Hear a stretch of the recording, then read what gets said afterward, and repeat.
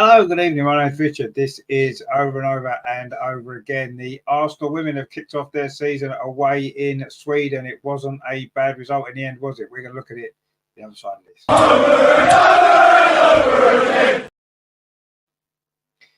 I've just noticed on the intro, actually, the two players that I picked, Stina Blackstenius and Bukayo Saka, their initials kind of are the reverse of each other, aren't they? Stina's SB and Bukayo's BS. So just a bit strange like that wasn't planned. Anyway, enough of all of that. We are going to look at the Arsenal women. Kicked off the season very, very early, of course, ahead of the WSL season, which doesn't start for over a month. But it's Champions League qualifiers. And, of course, when you come third in the WSL, it does mean you have a very early pre-season. A lot of the players only came back last Monday, so they've only had just over a week of training, of course, with travelling up to Sweden as well. So it's been a very hectic few weeks. Obviously, there's a few new players. So it was always going to be a very tricky game, especially when you remember that Linkoping, or Linköping, as I think they're pronounced in Sweden, they, of course, are midway through their season already. They started, their season goes through the summer due to the winter weather. So they were always going to be a little bit fresher and a little bit sharper than we were. But ultimately, as you can see from the scoreline there, Arsenal's quality did shine through in the end, and we got a victory, which puts us into the final on Saturday. Now, the final doesn't, winning the final on Saturday won't qualify us for the Champions League group stage quite yet. There is a two-leg playoff to come later on should we get through. So a lot of football still to be played. But if you remember, 2 years ago, we went through a very, very similar process. And what it actually meant was, by the time the WSL season kicked off, we were ahead of all the other teams, and we started that season really, really well. We beat Chelsea, if you remember, in the first game of the season, didn't we? And that was because we was a little bit fresher because we'd played these games. And I think this is going to help us, certainly in the early part of the season. Whether or not it's going to lead to some fatigue later on down the line, we'll have to wait and see. But it's important that we get through these games and qualify for the group stage of the Champions League after that great run, of course, to the semi-final last season. There's no reason why we can't go all the way this year, is there, when you look at our squad, which we'll come on to, shall we? So this was the team lineup then for Arsenal today. Then in the first game of the season, there were three debutants. So in goal, it was, of course, Manu Zinsberger. The back four was Noel Moritz, Lotte Wubben-Moy, Amanda Illerstadt, her first game, and Katie McCabe started at left back. The three in midfield, Leah Walty, the captain, of course, Kim Little, and Frida Marnham, our player of the season last season. And then there's two new players in the front three.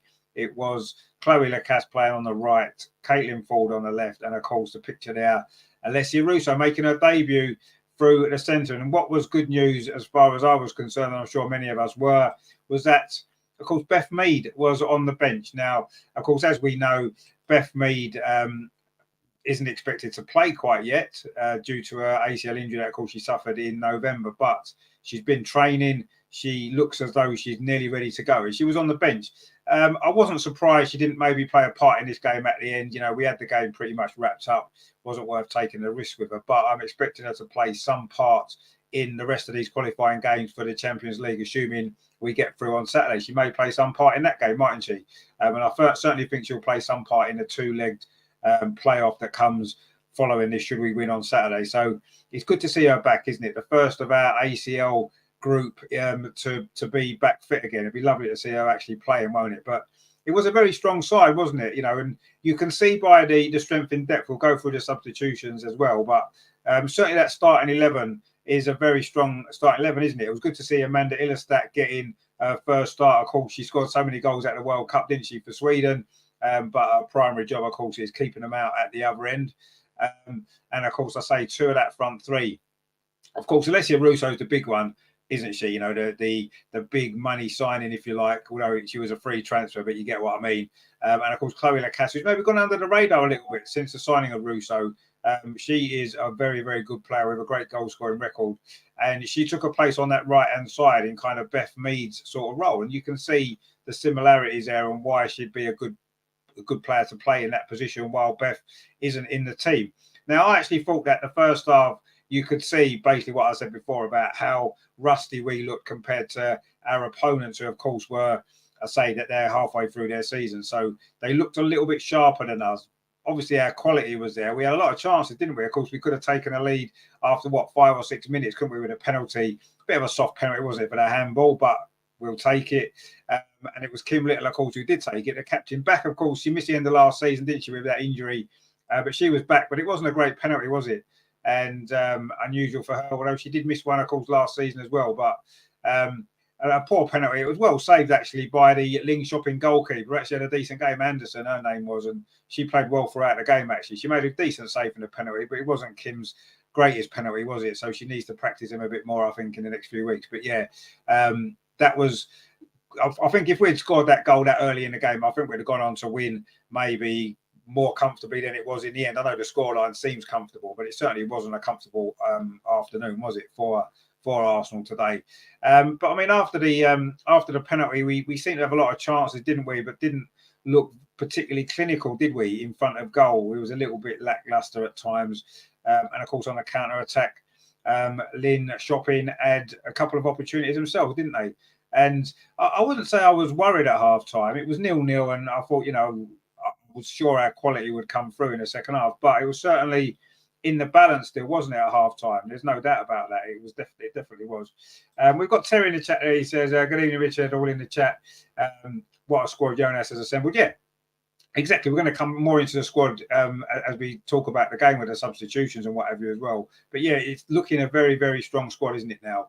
We seem to have cover in pretty much every area. I still think maybe midfield we could do with one more body coming in. We'll get onto that as well. We've got Emerson in the chat as well. Hey there, Emerson. He says, I'll let you know about the message you sent me. No problem, mate. Yeah, when you got, I know you're busy. You're a busy man. When you get a chance, please, that'll be great. Yeah, we can discuss a few things as well, which we'll come on to. Terry says, to be fair, Richard, we missed some sitters. Yeah, we did. We did miss, obviously, the penalty as well. We did miss some sitters, but I mean, we were always going to be rusty when they've only trained for a week. A lot of them played in the latter stage of the World Cup, didn't they? Amanda Illistat, Lotta Wooben, although she didn't play, was out there. Obviously, Alessia Russo played in the final, as we know. So, some of them haven't had a lot of break, have they? They've gone on holiday, come back straight into training, and now we've had to play this game. So I always felt that we were going to be rusty, and we was. But I thought in the end, in the second half, we seemed to be a lot better, didn't we? We seemed a lot more in control of the game. We seemed to be a lot more clinical, as it turned out in the end. And I have to say, I do want to give special praise in this game to Caitlin Ford, because I thought she was, once again, one of our best, probably our best player. I would say she was probably our best player of the match, if you like. But yeah, I thought she was outstanding today, especially in that second half. She really grabbed the game by the scruff of the neck. And of course, she got that important opening goal, didn't she? Great play from Kim Little, of course, down that right-hand side. Nice little cross into the centre. It went over Russo's head, and there was Caitlin Ford, a simple little header down into the bottom corner. I think at that time, what was it, 10 minutes into the second half, I thought we needed a goal then, because I was starting to get a little bit anxious because, while it's 0-0, it's not like they're a poor team at Linkoping. They had some half-decent players, and I was a little bit concerned, the last thing we wanted was extra time, and of course we definitely couldn't have afforded to have lost this game and gone out. So I was getting a little bit concerned, a little bit nervy, but brilliant from Fordy to get on the end of that cross. A simple header, really. She had the whole goal to aim at and headed it nice and gently into the corner. It was a nice goal, wasn't it? And I think after that you could see the difference that made, how much it settled us down, and you could see our confidence just grow and lift. And of course we made some substitutions later on, but before that, we of course had to see Alessia Russo miss an absolute sitter, you have to say. A very similar situation to where Fordy had scored, that cross from the right-hand side, and quite how she didn't put that into the empty net. I don't know, a free header from 6 or 7 yards. She put it wide. Incredible. I thought she had scored, and I was amazed to see that go wide. But again, I think it's a little bit of rustiness, isn't it? We'll excuse her for that, really. One, it's her first game in the team as well, and secondly, I'll say she's not had much of a break, has she's not had much rest or much training with her new team. So we'll let Russo off that particular one. But that was her last touch, actually, wasn't it? And she got substituted straight after that. I don't think that was the reason. I think that was already pre-planned on the hour mark. But yeah, obviously she should have scored. Terry says there, Fordy had a blinder, well-deserved goal. Yeah, she did. Yeah, I thought Fordy was brilliant again today. Our best player, I thought. So then we made the substitutions. This is where I mean about the strength in depth that we've got. Stina Blackstenius replaced Russo. Lena Hurtig came on to replace Lacasse. Of course, Beth Mead wasn't needed at this time. And Steph Catley as well, who was on the bench. She came on for Noel Moritz, and Katie McKay went across to the right-hand side, and Steph played on the left, linking up, of course, with her compatriot Caitlin Ford. They link up so well, don't they, down that left-hand side, not only for Arsenal, but for the Matildas as well. And you felt then that we, they mentioned it in a commentary, didn't they, that, getting players that are more used to playing together in the team, with Blackstenius and Hurtig as opposed to Russo and Lacasse. And you could see we were a little bit more in tune, wasn't we, with each other? And it led to the second goal, didn't it? It was Lena Hurtig. And I was so pleased for her, actually, because I thought she played really well when she came on. Now, the thing with Lena Hurtig that you got to remember is last season was her first season at the club. She did suffer a lot of injuries. She just looked as though she was getting some minutes on the pitch. She scored a couple of goals in that Champions League game, didn't she, against Zurich, I think it was, wasn't it? And then she got an injury. And it was very difficult for her after that, wasn't it? And, she always seemed a little bit off the pace of the game when she did come back and play. And, I know she's a good player. She's got quality. And I'm hoping that this season, if she can keep herself fit, I think she could have a real big impact. I don't think she's going to be a starter necessarily. And I think what happened today, coming off the bench, scoring a goal, making a big impact, I do think that's where her future role is going to be in this team. I really do. I think that she is going to be a player that's going to make an impact from the bench, as she did today. And that's what you need. You need a squad. And I think this season more than ever, because of the depth now that we've got, especially in the attacking areas of the pitch, I really do feel that Lena Hurtig is going to be an important player for us. As I say, I felt a little bit sorry for her last season. She's not convinced everybody yet. Let's be honest. She's not convinced me. I've got to be fair. Last season, she wasn't able to be at her best, was she? Because she didn't get a good run in the side due to injuries and what have you. So I'm expecting a lot bigger things from Lena Hurtig this season. Obviously, on the evidence of today's half an hour that she played, half hour or so at the end, I think that the signs are good. I think she, it helps. I suppose it helps her that she knows this ground. Of course, she used to play for Linkoping, as indeed did Stina Blackstenius. So she knew the surroundings, and that probably helped her. But it was a much better performance, man. I do feel a little bit as well. Towards the end of last season, she got a few substitute appearances, and I could see some better signs from her. And I think this could be a really big season for Lena Hurtig. And I know we don't like to mention it, but it's almost like a new signing, isn't it? A player that's already there that maybe has had a few injury problems, and she could end up becoming like another new signing for us. And yeah, I was really impressed with her today. A good header. We know she's good in the air. She's very tall, and maybe she hasn't always made the most of that, has she? But I thought today it was a great header, wasn't it? Leaping high above the goalkeeper, headed in to make it 2-0. Two-headed goals as well, which that sealed it, didn't it? There was about 15 minutes to go, wasn't there, at that point? I think, or somewhere around that time, 20 minutes maybe. And that kind of sealed it. Then I think we all knew then that we had got the job done. We'd won the game, and we'd progressed through to what is the final of this qualifying competition, if you like, which is coming up on Saturday, which we'll look ahead to as well. Terry says there, to be honest, never rated Hurtig, but she is definitely changing my mind.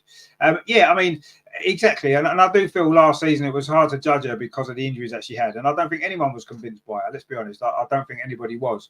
She was a little bit frustrating at times. But she was quite unlucky. If you remember in that Champions League semi-final against Wolfsburg at the Emirates, she came on and she nearly scored the winning goal, didn't she? She was unlucky. The goalkeeper made a save with her leg. So she would have been a real hero if she'd done that, wouldn't she? And that would have made a massive difference. But yeah, she hasn't convinced us yet. But I say the signs today look as though we could be set for a good season from Lena. And hopefully she stays fit. I'm sure she's going to contribute. Obviously, Jonas knows her really well. And I think that ultimately is going to maybe make a difference in the end. But I say 2-0, it was pretty comfortable, wasn't it? We made a couple of subs. Kim Little went off and Victoria Pelova come on again, showing that strength, player like Victoria Pelova coming off the bench. Brilliant. And, she made an impact in the game as well. She wasn't on for a massive amount of time, but she made a big impact. Of course, later on, Jem Beattie came on as well, didn't she, to get some minutes on the pitch as well. We saw how bigger part she played at the end of last season, a bigger part than she would have imagined she'd have had to have played, really, with the injuries that we had. And didn't she step up and do really well, as I know Terry was delighted about. And of course, and right at the end, we got the third goal, the cherry on the cake, if you like, wasn't it? And it was a great goal, actually, really well worked goal. Caitlin Ford with the assist, so a goal and assist for her, brilliant stuff. That was from the right hand side, lovely low cross at the near post.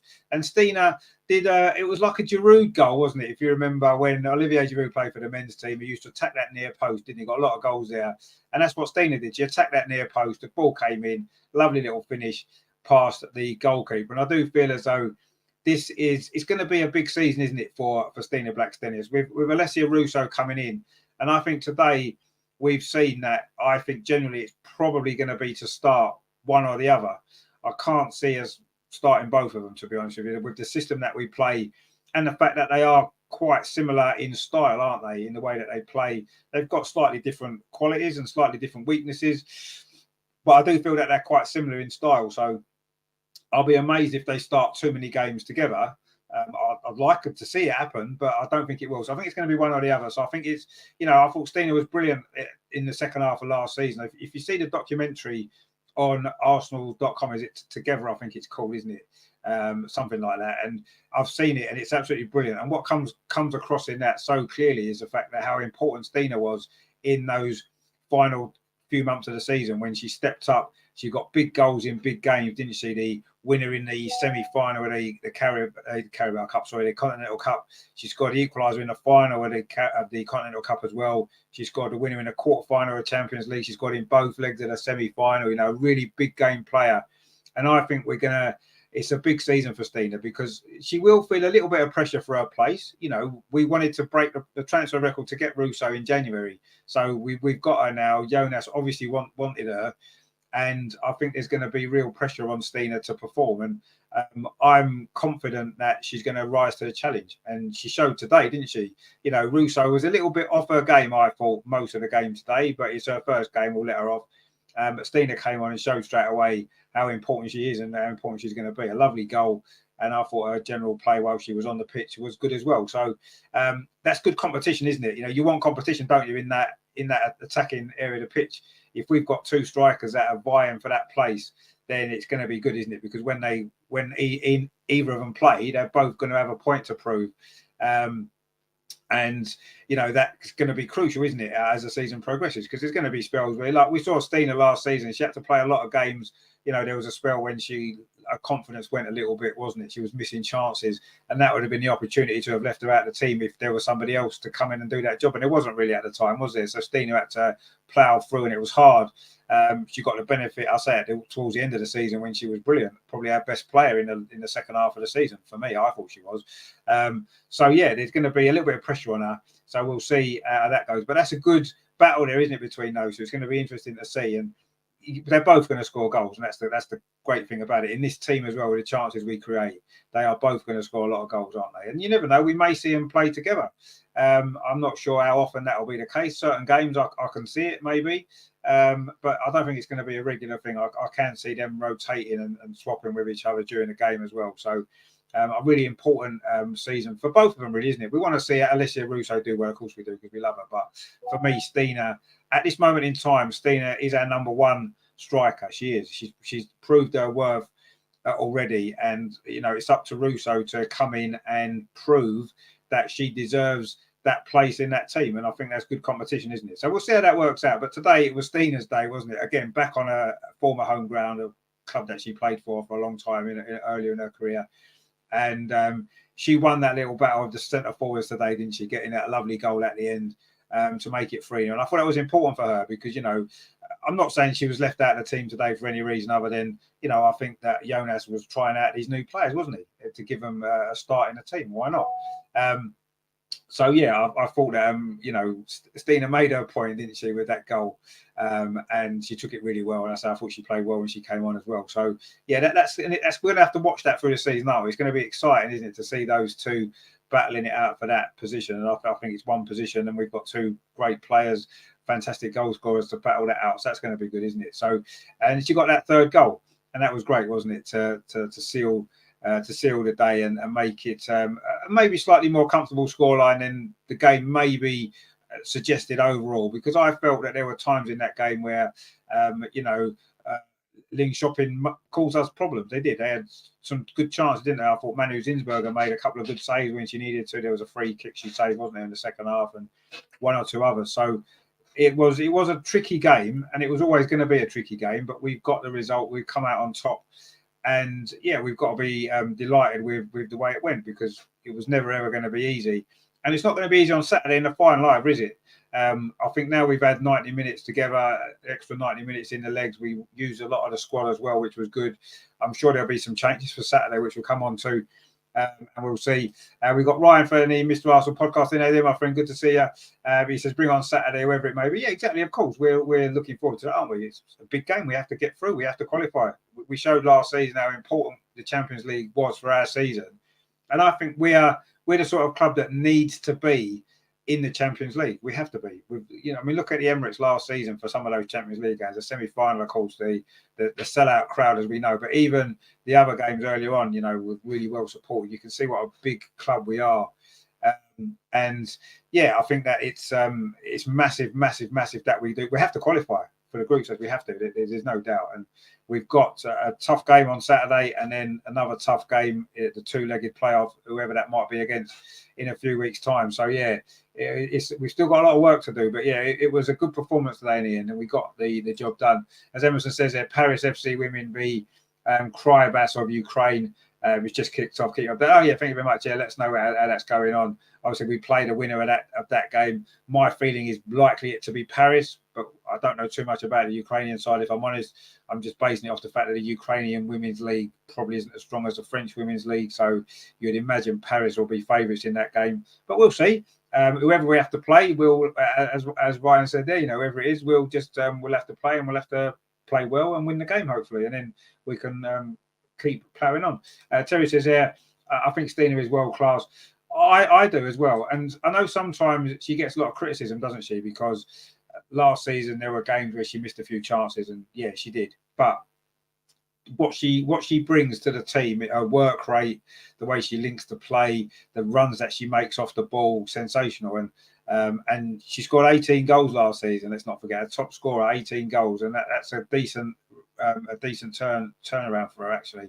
And this season, I'll be expecting her to score more. I've got to be honest. I know she's under pressure for her place with Russo. She might get rotated more, but she'll be coming off the bench. And Stina's proven before, not just today, she's come off the bench in previous games and made an impact. So Stina can make an impact from the bench. So even when she doesn't start games, she's still likely to get herself a goal or two, isn't she? So yeah, it's a big. I agree with Terry. I've always thought Stina's been very, very underrated.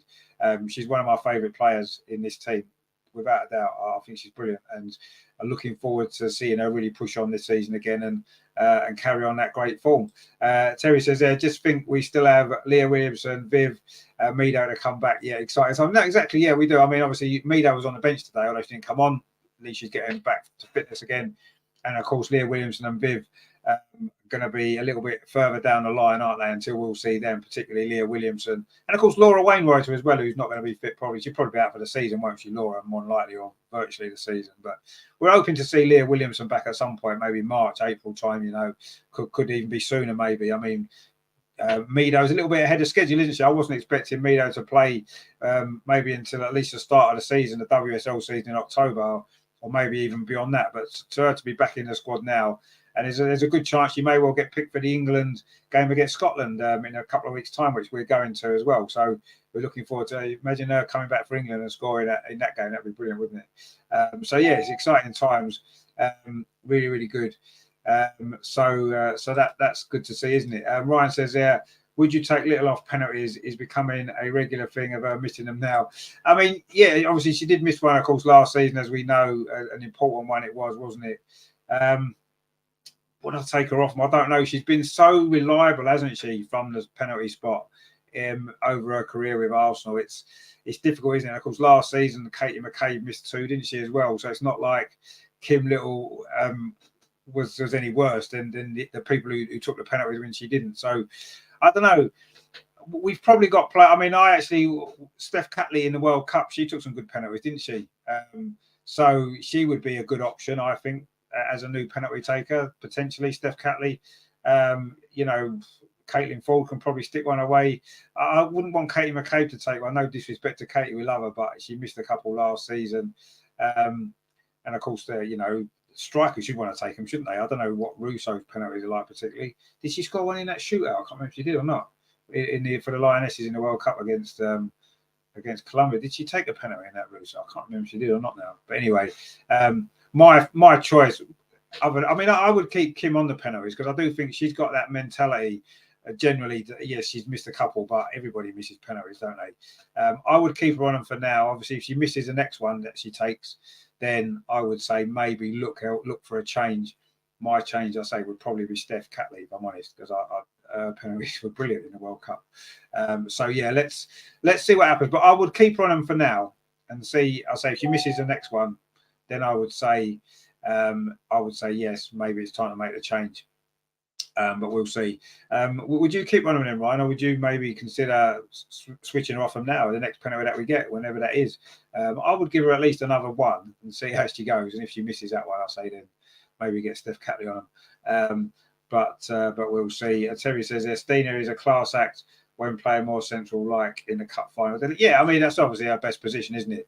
And what I like to, well, I don't know whether any of you guys have seen that documentary yet that's on Arsenal.com about the Arsenal women. It's sort of like an all or nothing type fly on the wall documentary, isn't it? I think it's called Together, isn't it, or something like that. And I've watched them all, and it's really good. If you haven't seen it, definitely watch it because it's brilliant.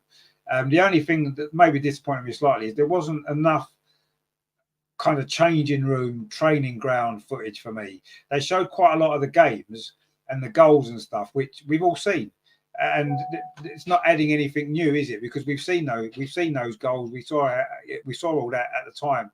I would like to have seen a little bit more behind the scenes stuff, a little bit more, a little bit more changing room stuff, like at half time in the cup final and stuff, and just a bit more of that kind of thing, of Jonas's. Maybe he didn't want the cameras in there much, maybe that was the reason. I don't know, but I would like to have seen a little bit more of that, if I'm honest, and the huddles at the end and all that kind of stuff. We got a couple of bits from that, but not enough for me. I'd like to have seen more of it, but it was great. And what came across for me is, since Stina Blackstenius has been with Arsenal, she hasn't really given too many interviews.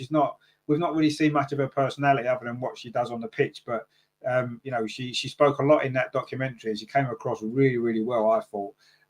And you can see how much she loves playing for Arsenal, and two, how important she is to the team and everything else. So yeah, that was really good. So if you haven't seen that, it's on Arsenal's website, arsenal.com. So go there and watch it because it's brilliant. I think there's 5 episodes. They're only about half an hour each, so you can get through them quite quickly. I mean, I watched all 5 of them in one day, sort of through the day, a couple here, a couple here, and a couple there. But it's brilliant. So yeah, definitely watch that. But yeah, Stina came across really, really well in that. She spoke really well. Very, very, as Terry said, class act. She's a class act on and off the pitch. Terry says Frida maybe for penalties. Yeah, potentially. She can certainly hit a ball hard. Again, I can't remember seeing her take a penalty, Frida. So I'm not sure how a penalty take it is, because it is quite a specialist thing to take penalties, isn't it? It's not something that anybody can do. And just because someone can strike the ball, I'm looking at Katie McCabe.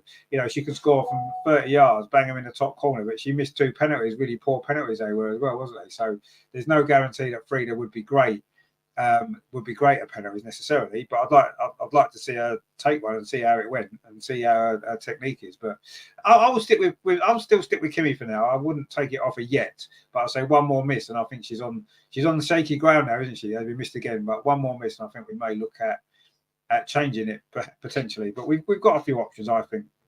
Caitlin Forbes is another one, I think that, but I think Steph would be my favourite if we had to change. Terry says, yeah, I thought Jonas treated everyone with the utmost respect in the documentary. Yeah, he did. Jonas come across really, I thought he came across really well in that.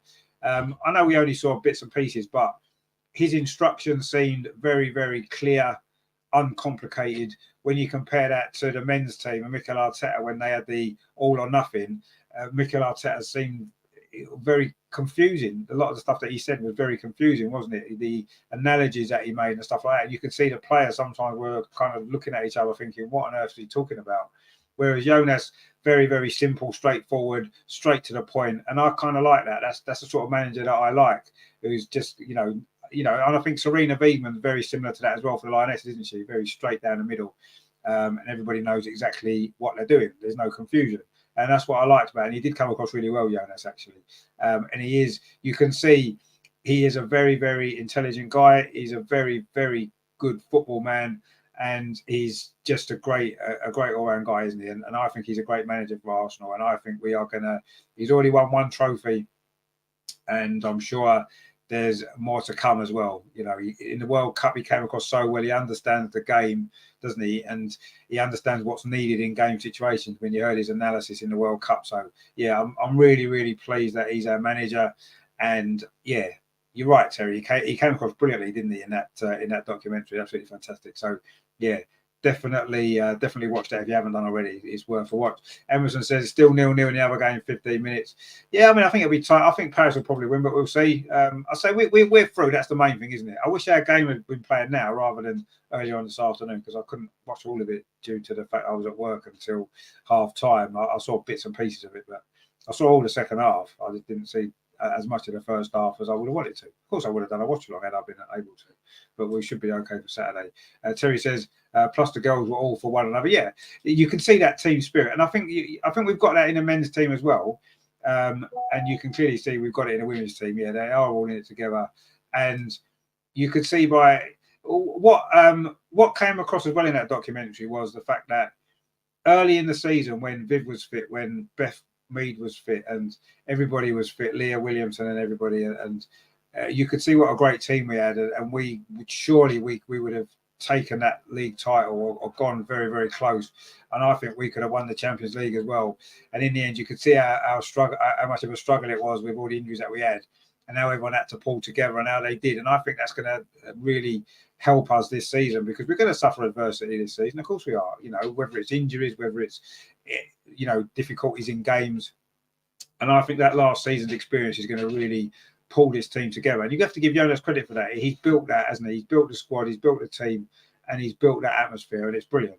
And I say he's got a trophy on the board now, and I think this is the springboard now. You look at our squad, and this is what really excites me, you know, when, as Terry said, we've still got players out injured, like massive players, some of the best players in the world, Viv Miedemeyer, Leah Williamson, two of the best players in the world, won't be playing probably this side of Christmas. Viv maybe just before Christmas, but certainly, you know, they're not in the team. But despite that, look at the squad that we've got now. You know, the players on the bench today, a lot of those would walk into most teams in the WSL and in Europe, let's be honest. So, and we've still got, of course, our new Spanish defender, Leia Cadena, to come in as well. She wasn't involved today. She came a bit later than the others, didn't she? Back from the World Cup final and stuff. And yeah, so she's got to come in as well. Another great player. And I'm sure that, you know, the window's still open, isn't it? The transfer window. I'm sure that we'll get at least one more body in. I'm sure we will. And I think it's going to be a midfield player, if I'm honest. I think everywhere else we look okay, don't we? But maybe in midfield, we're a little bit, maybe one more player I think we could probably do with there. So, but let's see what happens. But yeah, the squad looks fantastic, doesn't it? I was looking at when the team lineup came out, I thought, wow, that's a really good, strong starting 11. You look on the bench and you think, wow, there's some great players on there as well. Game-changing players that can come off the bench and make a difference. Two of them did today, Lena and Stina, both come on and scored a goal. And that's what we've got this season. And that's what's so exciting, isn't it? Because we've got these players now that can do that. Last season, at the start of the season, we did. And then it kind of, we ran out of bodies, didn't we, at the end? And we didn't really have anybody. You look in that semi-final against Wolfsburg at the Emirates, you know, we had to throw Michelle Aubameyang on at the end. And, you know, she's a great young player. And I'm sure she's going to end up having a great career. But when you're playing in a Champions League semi-final, you want to have more experienced options in the striking positions, don't, to come on, and we didn't, and that was what cost us ultimately in the end of the season, wasn't it? So, you know, now we've got options everywhere, haven't we? And it's great. It's such a good squad, and I'm so excited for this season. I really do think that we are going to win at least one trophy this season, if not more. We've got the potential there. We've got the players, and I think we've got the right manager as well to do that. But what we have to do is we have to find a way to get into that group stage of the Champions League. It's a big ask, isn't it? Making a team play 4 games in what is basically pre-season, four pre-season games to qualify for the group stage of the Champions League. It seems a lot, doesn't it, when you think about it? You know, and for me, what I find a little bit strange about it is the fact that when you look at most of the other leagues, and even the WSL maybe to a certain degree, but certainly more in the leagues in Europe, there isn't a lot of real depth in quality in the leagues, is there? You've got the Spanish league, you've got maybe a couple of teams there that are good. The rest of them aren't. There's the standard drops off a lot, doesn't it? I think Germany's the same. Andreas has said that plenty of times on this show, hasn't he? And I think the French league's the same. And the WSL to a certain degree, I think we've got slightly more depth in our league.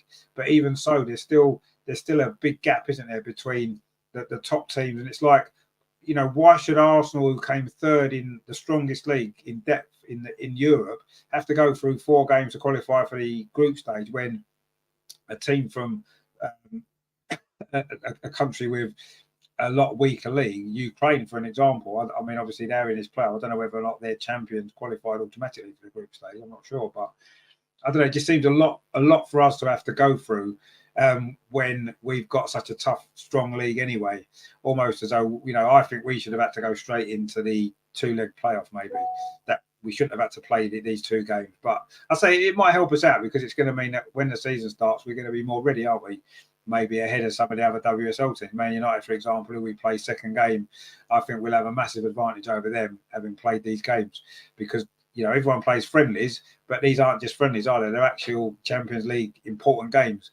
And that's going to give us that little competitive edge, I think. It did 2 years ago, and I think it will again. So, I'm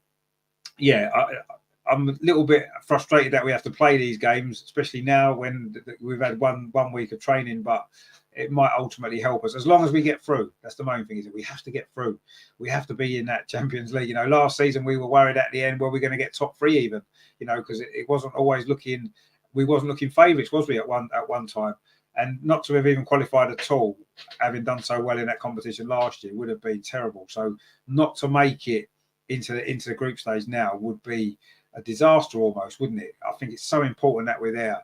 And we've got a quality to it. We know we have. We should be able to beat Paris or this Ukrainian team on Saturday. We should. And then hopefully we'll see what the draw brings us in the 2-legged game. And I'll be pretty confident over 2 legs in a playoff. We should be looking at how we did in the 2-legged games in the knockout stage of the Champions League last year. We've now got a stronger squad to play because we've got fit players and we've got new signings. I'm not overly concerned that we won't make it, but you never know. It's happened before. Look at Man City last season, or last 2 seasons. They got knocked out before the group stage. So, we've got to get the job done, and let's hope that we do. And I'm sure we will. I'm sure we will. So let's have a look and see. Terry says, with the defenders we have now, do you think he may push Leah up in the centre midfield? Potentially, yes. I mean, obviously she played there a little bit last season, didn't she? At different various points in the season, especially when Kim Little was injured time, wasn't it? She pushed into there. And yeah, obviously she can play there. And she did well in some games there, didn't she? I'm not sure. I prefer her playing in defence because I feel as though that's her best position. And we see how important she is there, not only for Arsenal, but for the Lionesses as well. But yeah, she can do a job in midfield. And maybe that's the plan. But she's not going to be playing until March, is she? At the earliest, I don't think. So I think we need another midfield player now to fill that void until Leah's fit to play wherever it is Leah's going to play, whether it is in defence, whether it's midfield, whether it's a mixture of both. But yeah, you're right. She can play there. She probably will play there at some points, later in this season and obviously moving forward because she's a great football player. She reads the game so well. Her range of passing is great. And yeah, she can fit that role. I don't think she particularly likes it because it's a lot more running around, but she can do that job really well, and I'm sure she will at some stage. But yeah, I think we do need one more body now because Leah's not going to play, is she, most of the season. So Terry says, I love these games. I just can't see these girls losing. No, I can't see them losing either. But you can never take anything for granted, can you? I mean, we're a very strong team. We're far too strong to be playing in these playoffs, really, aren't we? We're too good. But you don't get nothing by looking at your squad on paper and thinking, oh, what a great squad it is. They've got to go out on the pitch and do it. As I say, we are not prepared for competitive football, really, are we? Because this is pre-season. These are pre-season games. And we're not ready for that. Luckily, the teams that we're playing so far and looking at the team we're going to be playing on Saturday are not top level teams, are they? So we should be able to win. But we've still got to do the job, and anyone can beat anybody in 90 minutes of football. It's happened so many times. Cup shocks happen all the time. We've got to make sure that we're professional and we don't slip up. Because I say that for me, that'd be a disaster, really would, because I really fancy our chance in the Champions League this year. If we can get in the group stage, I think we can go a long way again, because look how we did last season with that depleted squad. The Bayern Munich game, brilliant. The Wolfsburg game, brilliant. So with a strong squad, fully fit team, obviously Leah will be back for them knockout stages potentially as well, Viv as well. So yeah, exciting time. We need to be in it though. We've got to be in it, and it's important that we keep winning. Terry says, don't get me wrong, I'd love us to get another player in, but I wouldn't be disappointed if we didn't. No, I mean, I wouldn't be disappointed if we didn't, because the squad is great and we've got depth, and we've got a few players who are a little bit versatile in our midfield. We've got Katerina Kool, we've got Vicky Palova who can come in. She's going to be battling for a place now. So we've got players. I'd like to see one more come in. I won't be disappointed either, no, because absolutely we've got a very, very strong squad. We've got good depth in pretty much most areas of the pitch now. And you can see that what Jonas has done is he's basically filled us out in the attacking end of the pitch, because that was where we were maybe lacking a little bit last season with Viv and Beth both injured at the same time. We had nothing else really, did we? It was a struggle. So he's filled it out with some good quality. And, dotted around as well. So we've got Amanda at the back. We needed a defender, didn't we, with Rafaela leaving. Yeah, maybe you could look at that and say, well, Leah's out and Rafaela, our two best centre-backs last year, both no longer playing, or certainly Leah won't be for a long time. We've only bought one in. Do we need another central defender? Potentially we do. But, Lotta does a great job. We know that she's brilliant. So, Steph can play there. She has played there if needed. So we've maybe got options. But yeah, maybe I would like to see one more. I would like to see one more coming, but let's see. Terry says, same as Richard, these girls. Yeah, they do. Absolutely. We they do deserve to. You don't get what you deserve always in life and in football, but this team deserves another shot at that Champions League, don't they, after what happened last season? They definitely deserve it. And I think it would be great, wouldn't it, to get to a semi-final or something like that, and Viv to be in the team, because she missed out last year. She could have been so important. Leah, who missed the semi-final, to be playing this time. It'd be great for them as well, wouldn't it? So yeah, let's see what happens. Let's see what happens. But I'm confident that we'll win on Saturday. I'm confident we'll win the knockout, but we can't ever take it for granted, can we? Terry says, thank God for Jen Beattie. Yeah, I mean, I have to say, right, and I remember last season we were kind of at the start of the season, obviously Jen signed a new contract and we're thinking she's not going to play really, is she? She's not going to play much. And then she got a few games here and there at the start of the season. And then, of course, later on at the end, she was one of the key players that we needed, wasn't she? How important she proved to be and how brilliant she played as well. I mean, I think we're all a little bit shocked at really how well she did in those real big pressure games at the end of the season. She was absolutely brilliant. I mean, I'll never forget that Wolfsburg game, the goal that she scored. And the funny thing was that night, I remember, Stina had to go off, didn't she, because she was injured. And we were losing 2-1. And, Jonas stuck Jen up front, didn't he? He pushed her up front. And we were thinking, I remember saying to Paula, I said, what on earth is going on? We're losing a semi-final of the Champions League, and we didn't know Stina was injured at the time. So he took Stina off, and he's put Jen Beattie up front. What on earth is he doing? Literally 2 seconds later, Jen Beattie pops up with that goal, and it was just, well, okay, Jonas, we'll let you make the changes. We'll just sit and watch her. And of course, Jen then went back into defence after getting that goal. But yeah, Jen was brilliant actually last season, and again this season she's not going to play a massive role. Well, no disrespect to Jen and to you, Terry, I know you love her, but I'm hoping she doesn't have to play a big role, because if she has to, what it means is we're going to have some injury problems again, because, she's, third, fourth choice centre-back, isn't she? So if she has to play, it's because we've got a lot of injuries. And so I'm hoping she doesn't have to play. But if she does and when she does, we know she's going to do a fantastic job again. So don't have any worries on that side of things. But yeah, how well did she do at the end of last season? Absolutely amazing performances from her. Greg's in the chat doing great. Good to see you, my friend. Hope you're well. He says, I think we need a good right back. I think that's our weakness. I would say maybe you're right. I mean, I think Noel Moritz she's steady and solid, but is she really a fantastic right back? No. We bought Laura Wainwriter in long term to replace Noel Moritz, didn't we? And she was starting to do that. I thought she was brilliant in the first half of last season. She went off the boil a little bit, didn't she, in the second half of the season, Laura? But now she's injured. She's probably going to miss most of the season anyway. So yes, potentially we do. But Amanda Ilestat can play right back as well. And she can also play right in a 3. So we've got options there. Anyway, but yeah, maybe you're right. Maybe a right back could be somewhere that we could look at. We're not going to buy 3 players, are we now? I think we're only going to maybe buy 1. And if we're going to buy 1, would it be a centre back? Because we basically lost 2 and only bought 1. Would it be a right back? Because again, we lost a right back. And I agree with you. Noel Moritz probably is starting to.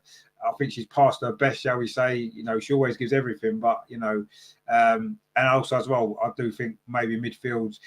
We saw last season with Kim and Leah Walty both injured. That was an area that we struggled in, and we haven't even got Leah Williamson as a backup now for the time being. So 3 positions we need. I don't think we're going to buy 3 players. So which do we choose? But you're right. A right back is an area that we could do it. But I think maybe Jonas looked at it and thought, Amanda Ilestat, if we get another centre back in, well, we've got the Spanish. Of course, we've got the Spanish girl, haven't we? Cadena, I forgot about her. We've got Cadena, haven't we? So maybe what he's looking at is you could have Cadena and lots of Ruben Moy, and then Amanda Ilestat could play right back because she's played there plenty of times. So yeah, maybe we might. I forgot about Cadena because she wasn't in the squad today. Of course, we've signed her as well, another centre back. So yeah, maybe we're right for centre backs. But yeah, maybe you're right about it in our midfield. Yeah, we'll have to see. Emerson says there, and she's got that name that's very difficult to pronounce, but we know you mean, of Barcelona is linked. Yeah, she's been linked. I don't know how strong that link is. She's a good player. Be nice to have, and could be completed after these qualifiers. And like you said, it's 1-0 to Paris. Oh, 1-0. Yeah, we kind of felt Paris were going to go through. I'm sure they will. So we'll look forward to hopefully meeting Paris on Saturday. Wayne says, I've no idea why, but I've got. Oh, hang on, something's come up on my screen. I've got a weird. Oh, hang on a minute. I need to get this comment back up. I've no idea why, but I've got a weird hunch that this season Lena Hurtig is going to go up another level, and I don't know why. Literally just to feel. Well, no, I mean we were saying that before, Wayne. You know, last season she had a lot of injury problems. She never got a solid run in the team, and you know, I think if she stays fit, I think she is going to be really important this season. I say I'm not sure she's going to start that many games. I think she's more like to come off the bench, like today, and make an impact. And that's what you need players to be able to do. You know, it's no good having 15, 16, 17, 18 really good players, but they're only good if they start games. You've got to have players who you can bring off the bench and can make an impact from the bench. Some players are really good to do that, aren't they? You know, the super sub, if you like, they get called, don't they? But every successful team needs to have players on the bench that can come on and make an impact. You have to, because your 11 that started aren't always going to be able to do it in any particular game. So I would like to think that Lena Hurtig this season is going to be one of those. But I'm sure she'll start games as well. We've got a lot of football to play, but she's a player that can come off the bench and make an impact. And that's what we need. You know, we need 2 or 3 that you can do that. You can rely on, like, you know, looking at our squad, we've got that now, haven't we? You know, Russo and Blackstenius, for example, one of those 2 is probably going to be on the bench. They can come on and make an impact. So, yeah, that's what you need. You need to have players like that in your squad. And, yeah, let's see. But, yeah, I agree. I think Lena's going to have a much better season this season. If she can stay fit, I think she'll make a big impact. I really do. Wayne says, I think Niamh Charles is a good fullback. Doesn't play too much for Chelsea, but is a dependable player. Yeah, I don't know if Chelsea would sell her to us. No, they probably wouldn't actually. You know, she played bits and pieces in the World Cup. You know, she's an England international. I agree. I think she's a good player. Isn't she more of a left back though than a right back? I think she plays more left. I think she can play either, but I think she's played more as a left back, hasn't she, for Chelsea? But she's decent. Yeah, I agree. She's a solid, dependable player, and certainly wouldn't. You know, it wouldn't be a bad squad player to have, would it? You know, but I don't think Chelsea will sell her to Arsenal, if I'm honest. Terry says, please, no more Chelsea players. Yeah, but the Chelsea women players, most of them are pretty good, aren't they? So getting some of them might not be a bad thing. But Emma isn't going to sell any player that she thinks is any good.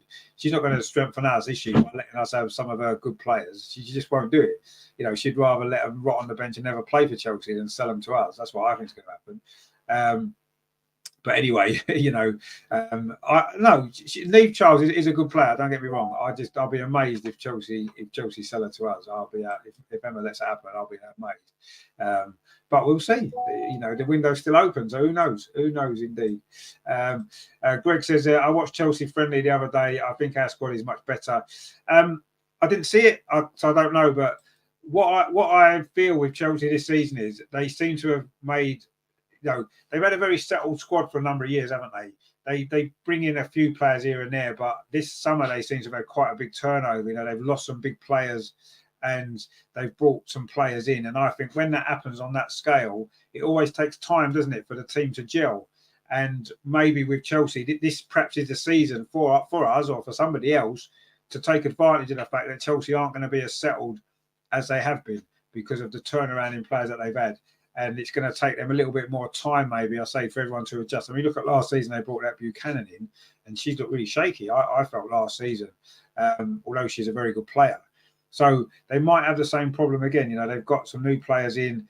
I say they've lost some really key players as well. So, yeah, I think this is our season, and this is maybe the season. I think all successful teams, all great teams, they can be successful for a certain amount of seasons, and then eventually you have to start rebuilding your squad. And there always comes a point when you've got to do that quite a lot in one go. You've got to change a lot of players. And I think that's where Chelsea are now this season. And this is our time, if you like. This is our chance and our opportunity to take advantage of that. Yes, we've got a lot of new players coming as well, but we've also got the base of a very settled team. And we saw last season what this team can do. And we've got some players coming back from injury and stuff as well. So I agree. I agree with you in the sense that I think we're in a better place than Chelsea. Is our squad better than theirs? I don't know. They've got new players in. It's difficult to know exactly how well they're going to settle in. But at this moment in time, I think we're in a better place with our squad than where Chelsea are, definitely. And we need to show that, though, over a season, because although Chelsea might look as though they've got a few weaknesses here and there, and they may not be as strong as they were, they're Chelsea, and we know what they do when it matters. A bit like Man City in the men's game at the moment, they tend to get the results when they need to get them, don't they, Chelsea? They've always done that under Emma Hayes, and that's the only thing I would say. But I do kind of agree that our squad is more settled, and we look as though we've got that advantage over Chelsea right now going into this season. But we'll see. I mean, they're going to be. I'm sure Chelsea will be strong and competitive as always. But yeah, I'm feeling quite confident going into this season that we're probably not going to start the season as favourites to win the league, just because Chelsea generally will be that them anyway, won't they, the favourites. But I'm going into the season really confident that we are in a very good place. We've got a very good group of players. We've got the right mentality. We've got the right manager. And I think it might well all fall into place. If we can avoid those big injuries again this season, it would be incredible if we suffered again, wouldn't it? We certainly deserve that break, don't we? That bit of luck on the injury front. So yeah, I do agree that we're in a better place than Chelsea, yes, but we've got to prove it over 22 WSL games, over the cup games as well. And if we do, it's going to be great, isn't it? If we can finally, get that league title off Chelsea, that would be really, really impressive, wouldn't it? And something to really celebrate. Wayne says they'd probably want a Katie McCabe swap, and that's a hard no. I'd never do it. No, absolutely not. No. Well, we don't want to give Chelsea any of our good players, do we? Really, let's be honest. Terry says, I think it's just the word Chelsea. Yeah, I mean, obviously, you hear Chelsea, and it makes you go cold, doesn't it? But yeah. Terry says, hit that thumbs up button. But yeah, please give us a like if you're enjoying what we do. It's good to be talking about the Arsenal women. Good that there's been a game to talk about as well, which is nice, isn't it? Unfortunately, I had to arrange this show at quite short notice because I wasn't sure what was happening tonight. I was working and stuff, and in the end, I thought, you know what, let's do a show on the game. And unfortunately, the guys couldn't do it. Andrea, Samo, etc. They were all busy, so I thought, well, I'll do it anyway because I like talking about the women's team. Wayne says the thing is, the WSL, we have to be the ones to take the onus from Chelsea, because unlike the Premier League, there's less upsets. Absolutely, yeah. So we have to take points and take them off Chelsea this time. Yeah, I mean, 2 seasons ago, we took 4 out of 6 points off Chelsea and still came a point behind them because we lost to Birmingham and we drew with Tottenham, didn't we? So I think it's important that you're right, because it's only 22 games. You can't afford 2 or 3 slip-ups because that's too much. You have to be consistent. You have to win a lot of your games. And yes, what we can't afford to do is lose to Chelsea twice, or even lose and draw. I think we need to beat Chelsea at least once. And if we win one and lose one, that's not too bad. If we win one and draw one, brilliant. If we win them both, we'll probably win the league, as long as we don't do anything stupid against Bristol City or somebody. But yeah, you're right that you don't get opportunities to make mistakes in the WSL because of the number of games. In the Premier League, there's 38 games. You lose 3 or 4. It's not the end of the world. It makes it a bit more difficult, but it's not the end of the world. Most champions in the Premier League lose 4, 5, 6 games sometimes, don't they? 7. In the WSL, if you lose 2 or 3 or 4, you've had it. You're not going to win it either. David says, "Yeah, we are well prepared now. This team is balancing." No, you're right. I think you're right. Yeah, we do look as though we've got the right balance and the right blend. We've got the right mixture, I think, of experienced players.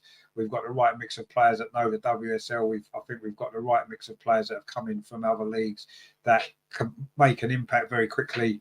So yeah, I agree. I think we have got the right balance. We'll see. Again, some of these players might need a little bit of time to settle. We don't know. But yeah, I agree. I think we have got a good balance. Terry says, "I would take Millie Bright, to be fair." Well, I think we'd all take Millie Bright, definitely. She's a brilliant defender, but there's no way she's leaving Chelsea. There's absolutely no, and if she did, there's no way she'd come to Arsenal. It won't happen, will it? It's one of them signings, I know we got Sol Campbell from Spurs that time, but them sort of signings don't often happen in football today. Millie Bright won't be coming to Arsenal as much as we'd love it. Greg said, "It's good to see Jonas strengthening his coaching style." Well, it is. You're right. Yeah, I mean, there's been a lot of changes behind the scenes, and I think what's happened with Jonas is, I think at the beginning he was kind of learning about. He wanted to keep people that were already there and understood things. He brought a few people in. Now he's going for it, isn't he? Some of the coaching staff he's brought in are real top quality people that understand Arsenal as well. I think that's important. So yeah, you're right there. That's very, very good signs as well, and that's what we need. Get the best people in. And if the best people happen to have an Arsenal connection, as many of them do, even better, isn't it? That's what it is. Wayne says there, Man City beat us to the title, whilst Brentford took 6 points off them, and Spurs and United beat them, but unfortunately they took 6 points off us. Yeah, and that is a point, isn't it? That the games against your rivals are important. Of course they are, but in the Premier League, you can afford to lose twice to Brentford. You can afford to drop points to other teams and still win the league. Whereas in the WSL, we could beat Chelsea twice, but I think if we were to lose to, say, someone equivalent of Brentford would be maybe somebody like, I don't know, Brighton in the WSL. If we were to lose twice to Brighton, having beaten Chelsea twice, would we still win the WSL? I don't think we would. So that's the difference, isn't it? The number of games. But you're right. You can do it, and beating your rivals is important. Of course, it's 6. If we get 6 points off Chelsea and we don't win the league, then it will be because of stupid games we're dropping points in elsewhere. But I think if we beat Chelsea twice, we would definitely win the league. I don't think any other result would happen. So, but yeah, you don't get the opportunity in the WSL there to lose to Brighton twice, or to lose to Reading twice, or lose to Aston Villa twice. You can't do that and still win the league, even if you beat all the top teams around you, because they don't drop points today. Chelsea don't drop points very often to anybody else today. Chelsea drop their points against the top teams usually, and they still win the league because they beat everybody else. And everybody else will have games where they throw away points like we did against Birmingham that time and stuff, Whereas Chelsea generally don't do that very often, do they? Usually they win those games. And that's sometimes, I know they lost to Liverpool last season, but they don't often do that. That's the point. And that's what you've got to do. In the WSL, you have to be consistent because you've only got 22 games.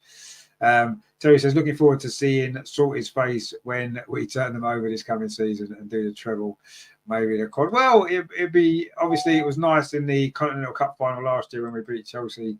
Emma's comments after the game, they were the saltiest comments ever. So that's quite funny, isn't it? But yeah, it's always nice to beat Chelsea. It's always nice for Chelsea to lose and see Emma's face. I must admit, I kind of warmed to her a little bit in the World Cup because I thought a lot of her work she did there was actually really good. But when she's manager of Chelsea, obviously we want her to suffer, don't we? And we want her to have to be salty after games because they've lost, especially when they play us. But yeah, let's see what happens. I mean, I think we're in a better position than Chelsea now going into the season, definitely. But Chelsea are Chelsea, and they're still going to be the team to beat, aren't they? So, we need to make sure that we just win as many games as we can and do as well as we can against them in those 2 games, and Man United as well. We lost twice to Man U last season. We have to beat them this year. And we lost to Man City last season as well. So we have to improve in them games. We did well the season before. We didn't lose to any of them teams, did we? We only lost to Birmingham, and they got relegated. Wayne says that Birmingham game was so annoying. I remember we was in a funk and we'd lost to Barca and Chelsea in the cup comps. That's right, yeah. And I remember saying, don't carry that form into the league, and then we lose to the Blues. Yeah, I mean, that was a strange game. I mean, obviously, Leah Walsh had to pull out in the warm-up, didn't she? She was ill or injured or something. It was, I can't remember now. And, you're right. That was either side of, there was that sort of COVID spell, wasn't there, where games were getting called off. And, we had a bad run before Christmas. And, yeah, it was just, we played that game. That game came at a bad time for us, didn't it? If that had been played a few weeks later, we would have probably won that game 4-0 because of our form suddenly changed, didn't it? But yeah, at that time, it all conspired against us, and that's unfortunately the way it went. But yeah, that'll haunt us for a long time, won't it? If we don't win the league again for a long time, that was our chance, wasn't it? That'll haunt us forever. And we've got Royce in the chat. My friend, good to see you. He said, I watched the game. First half, we were poor. Second half, they stepped up in class. Yeah. Russo had a quiet game. She did, yeah. Missed one chance, but easy does it. Weird ass. Exactly. Yeah. No, you're right. I mean, Russo was. She looked a little bit off the pace. I think maybe she would have come back later from the World Cup, having played in the final. And yeah, I think that you could see today maybe she was a little bit off the pace. Missing that chance that usually she would score.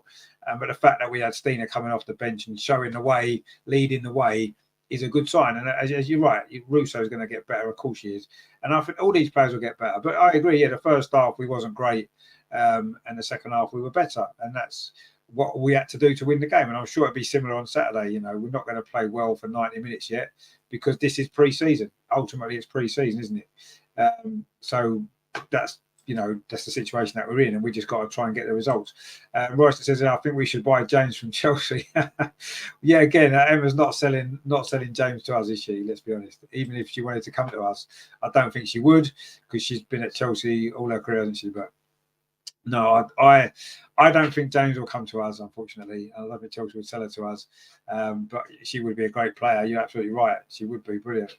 But is she better than Beth Mead? Probably not. A fit Beth Mead would get in over Lauren James. Emerson says half time, Paris won, Kryvabas 0. So Paris are halfway to reaching the final and playing us on Saturday. I don't know if you know, Emerson. Do you know what time the kickoff is on Saturday? Do we know yet? Because I've been trying to find it and I can't seem to find it anywhere. Or haven't they decided yet? Are they waiting until this game's finished? I don't know. If you know what the kickoff time is, please can you let me know, because I don't actually know. I've not seen it anywhere where the kickoff is.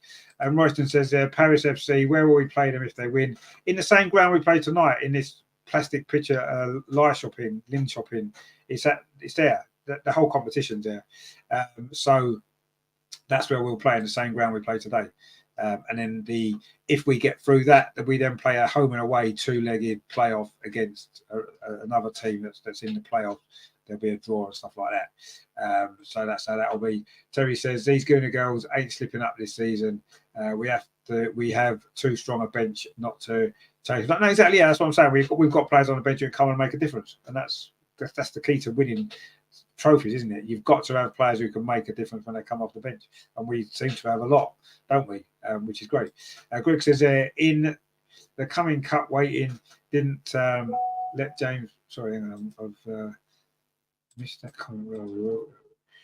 In the coming cup waiting didn't let James. The Continental Cup, you mean? Is that what you're talking about? We didn't let her play. Yeah. No, I mean, I like Lauren James. I think she's a good player, but I think we've got Beth Mead, who's better than her.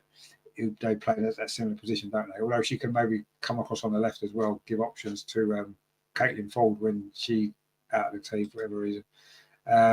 Terry says, if James comes to the mighty Arsenal, I'm supporting Herne Bay ladies.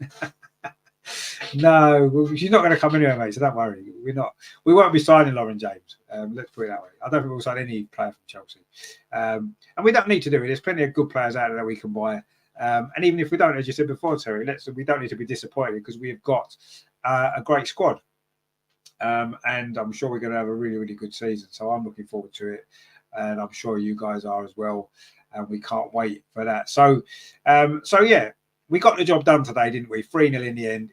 The scoreline certainly was more comfortable in the game for long periods of time. You know, playing on a plastic pitch, it's hard, isn't it? To, you know, obviously used to playing on grass, it makes a difference. And I felt we struggled to settle down. We did.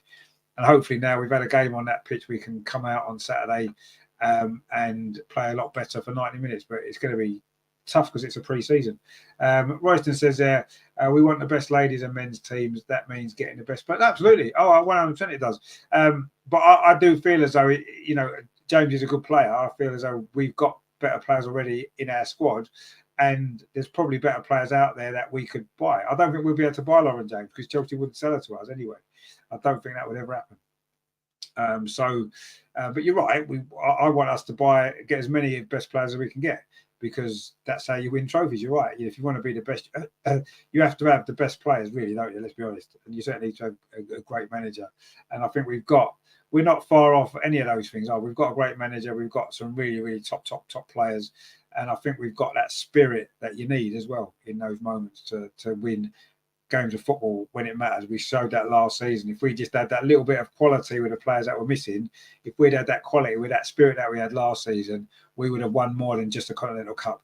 This season, with the better quality that we've got, the new signings that we've made, players coming back to fitness, with that quality and a spirit, we're not going to go too far wrong, are we? Let's be honest. And I think it's going to be a really, really massive season for Arsenal women again. Maybe we'll be back on top. You know, we used to be the top team, didn't we? We won everything. And it's been a little bit more of a struggle in recent years. We're finding it more difficult to win trophies. Chelsea have taken over a little bit, but their days are numbered now. It's all about us going forward. And I'm sure this season we're going to really show it on the pitch that we are the team to beat. And we are going to be up there when it matters. Terry says James is the women's Havertz. Well, maybe to you she is, but I think she's a bit better than Havertz, actually. And Royston says there, or we get Havertz a wig. Yeah, maybe he could get away with it, couldn't he? Maybe stick a wig on him. I'm sure he'd look all right, wouldn't he? But yeah, I mean, yeah, I think Lauren James isn't a player that we need to worry too much about coming to Arsenal. It's not going to happen. We need to worry about her when we're playing against her when we play Chelsea. But I think we've got the players who can cope with her, as we did on a couple of occasions last season. So yeah, but yeah, so we've done our job so far. We won our first game at the start of a new season. It's always nice, isn't it, when a new season starts? And it's nice to get a 3-0 win, a clean sheet as well, which is great. And 3 really good goals in the second half as well, wasn't it? Caitlin Ford, Lena Hertig, and of course Stina Blackstenius with the goals, and it sets us up for this final on Saturday, which I still don't know what time it's starting. But anyway, as long as the time isn't a ridiculously stupid time of day, I'll be here with the watch along. Be the first women's watch along of the new season. Looking forward to that. I would have done one today, but I say unfortunately I was at work for the first half, couldn't really do one. And even though I was at home to watch the second half, it seemed a bit pointless at that point, doing a watch along for the second half of the game. So I'll be back on Saturday with the full watch along as normal, back to what we were doing last season. We're going to cover all the women's games as always, or as many of them as we can, apart from the ones that I'm at, of course, which we'll be going to a few this season, I'm sure, as usual. But yeah, I'll be back on Saturday with the watch along, so please join me for that. There's no Premier League, of course, this weekend. It is international break, as we know, so we can focus 100% on this fantastic Arsenal women's team. So join us for that on Saturday. That's going to be good. Of course, then we're going to next week.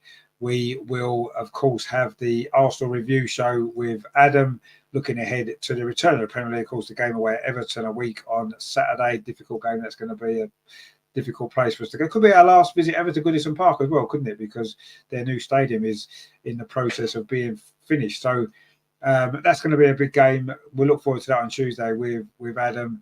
And then next Friday, we'll be back with a proper Arsenal women's show with all the guys on. That'll be the first one of the new season. We'll be looking back on the Champions League qualifier game against well, it looks like it's going to be Paris, and of course looking ahead to the 2-leg playoff and see if anybody else has joined the club. We can talk about the new signings. We can get everybody's point of view on that. And we may well have this season coming up on the Arsenal Women's Show. We may well have 1 or 2 new panelists joining the show as well. So that's going to be exciting. So stay tuned for all of that. What I really want to do this season is I really want to kind of increase the coverage of the women's team and women's football in general, actually. So we're going to be doing a little bit more stuff throughout this season. You know, I may be moving some of the stuff that we do with the men's team. You know, Adam's taking on some of that. I'm going to be maybe doing less of that myself and I'm going to be focusing more on the women's team. One, because I enjoy watching the women's team more anyway, is the main reason. And 2, I just feel as though there's not enough coverage of it out there. So I want to give as much as I can to it this season. So there's going to be a few little changes, a few increase in some of the women's stuff that we'll be doing. We may have a little bit more shows on the women's team. Obviously, the watch-alongs as usual as well. So you definitely want to stay with us because that is what it's all about, isn't it? We want to get behind, you know, this fantastic Arsenal women's team that deserve our support, deserve the coverage that we give them, and also as well, I think women's football in general. You know, there should be more channels doing stuff on the women's team and women's football. And there's not yet. I'm sure there will be as women's football continues to grow. But yeah, we're gonna increase our coverage this season of the women's team, and it's going to be really good. So stay with us for all of that. Terry says, can't wait for the season to start. Come on, you're going to go. No, exactly. Yeah, I mean, it started now, Terry. The season started today. Look, 3-0 win. We won. We've started. The season's up and running. We've won. So I can't wait for the next game on Saturday now. I'm really excited for it. Terry says, Richard, I enjoyed tonight, but you must ban these James to Arsenal fans. I can't handle it. I think Terry would have a meltdown. Actually, I think if we did buy Lauren James from Chelsea, I think Terry would actually have a meltdown completely. I definitely think he would. Maybe if we bought Millie Bright, it might ease it in a little bit more. If we got both of them together, maybe that'd be interesting, wouldn't it? We'll have to see. But I mean, Lauren James is a great player. Let's not get it wrong. She's a very, very good player, and she would be a great player to have in our squad.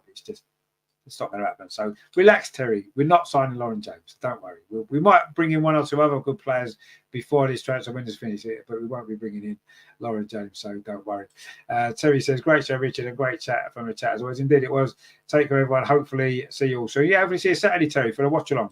The final, the Champions League qualifying final of this little competition. Looks like it'll be against Paris. It'll be good, won't it? So join us for that. I said, I don't know what time the kickoff is. I don't even know if it's been decided. I can't find it anywhere. So if anybody knows what time the kickoff is, let me know, because even Arsenal's website, which is quite poor for their coverage of Arsenal, I have to say at times. But anyway, let's have a look and see. Is it in here? See, it's not. You go onto the Arsenal app, right? Yeah, I'll show you that there. I'll probably fuck. So it's got the Arsenal women games. The next game on there, it says Liverpool, right? Now Liverpool is the first game in the WSL, but we do have this Champions League qualifier to come before. They've not even got it on there. They didn't even have the Linkoping game on until the other day. So I don't know when the game is. I don't know what time the kickoff is, which is slightly annoying. But anyway, whenever it is, don't worry. I'm going to do the watch along as long as it's after midday, because I'm busy on Saturday morning. But if it's in the afternoon, as I'm sure it will be, or the evening, I'll be here doing a watch along of that. So join me for that, because it's going to be good. The first Arsenal women's watch along of the season. Really looking forward to that. They're my favourite shows, actually. I've got to be honest, they are the shows I like doing the most. And the Arsenal Women's Weekly, of course, on a Friday. And that's why this season I want to focus more on doing that, because I just enjoy them more myself. So yeah, join me for that on Saturday. That's going to be really, really good. And yeah, I'll put some stuff out on it. But yeah, whenever the game kicks off, I'll start the show 15 minutes before. So there you go. That's where I'll be here, enjoying that. So join me for that one very important game we have to win. Knockout football, you can't afford to slip up while you're out, and we can't afford to get knocked out of the Champions League, can we? So so join me for that on Saturday, and then next week we'll be looking ahead to the return of the Premier League and the return of the Arsenal Women's Show on a regular basis on a Friday starting next week, with all of the panel, and say some new special guests, and a really, really special guest actually is going to be coming on for a one-off show that you're not going to want to miss. That, trust me, you are not going to want to miss that show. It's going to be the best. Probably what I would say is a guest that we've got lined up to come on the Arsenal Women's Weekly Show is probably going to be the best guest that I've ever had on the channel. That'll probably be the best guest I'll ever get on the channel, and it's going to be the best show that we will ever do. So stay tuned for that, because it's going to be really good. So yeah, that is going to be something to look forward to. Trust me. Just finalising a few details, but yeah, that is going to be something special. Terry says, "Defo be there, mates. I'm not missing these girls." Tedley Cups. No, exactly. Yeah, you definitely will. I know you'll be there. And Royster says their first away game is Man U. Indeed, it is. Russo will start that game. See, I'm not sure if she will necessarily. I'm not sure really. We'll have to see. But yeah, it's an exciting game, isn't it? It's been moved to the Friday night now. 7:30 kickoff on the Friday. I think it's the 6th of October, a month today. Funny enough. That's our first away game. Oh, is it the 7th? No, 6th, isn't it? Friday the 6th, 7:30. So that's going to be a bit of a strange time to be kicking off a game, isn't it, on a Friday? And it might mean that we can't go now when we were going to go if it had been on a Sunday. But anyway, we'll see. We might go anyway, I'll see. But yeah, that's on a Friday. But yeah, Russo is going to be the centre of attention that night, isn't she? For definite. Royston says, "I'm a James 2 Arsenal fan." You're just an Arsenal fan, Royston. That's perfectly fine. Don't worry about Terry. He's got a big thing about Arsenal buying Chelsea players, so you don't worry about it. It's fine. Terry says, "Russo hat-trick incoming." Yeah, well, let's hope so. It'd be nice. It'd be nice to see her get a goal against Man U, wouldn't it? Even if it's just a one and we win. And Royston says, "Yeah, I can see that happening." Yeah, well, let's hope so. I mean, it's going to be a big night for her, isn't it, Alessia Russo? A second Arsenal WSL game against their former club. How many times do we see a player go back to their former club and score? Lena and Stina did today. Of course, they used to play for Linkoping, didn't they? They both played against them and scored. So the odds are Alessia Russo will score in that game. Let's hope so. Yeah, lots and lots to look forward to with the Arsenal women this season. It's going to be brilliant, isn't it? So I say we'll be there all the way, following them, supporting them, and doing what we can to keep promoting the fantastic job that they do, the fantastic performances that they put in. And yeah, we're going to be all the way with them. So join us for all of that coming up over the next few months. Is going to be great. But I say Saturday I'm here for the watch along, so join me for that, because it's going to be good. Give us a like before you go. So Arsenal won the game. It looks like it's going to be Paris on Saturday. Paris not in the springtime, Paris in the autumn time, but not in Paris. It's going to be good. Terry says, "I bet £50 Havertz don't score a hat-trick against Chelsea." Yeah, you're probably right, he won't. But anyway, we won't worry too much about Havertz and the men's team for the time being. We've got a nice weekend coming up with the Arsenal women, so we're going to enjoy that, aren't we? So join me for Saturday for a watch along. And I say next Friday we're back with the Arsenal women's show with all the guys in. Lots to talk about, and hopefully another good victory to talk about as well. So join us for that. I will see you on Saturday. Enjoy the rest of your week. A couple of days left of the working week. Hope you enjoy whatever you're doing. Enjoy any football that you're watching as well, or if you're playing football, whatever you're doing, enjoy it. And I'll see you Saturday. And of course, in the meantime, as always, come on, you Gunners. Come on, you Gunners. Brilliant result today. Brilliant performance. Let's push on and let's win on Saturday. Thanks for watching, guys. Take it easy. My name's Richard. This is Over and Over and Over Again. I will see you on Saturday. Over and over again.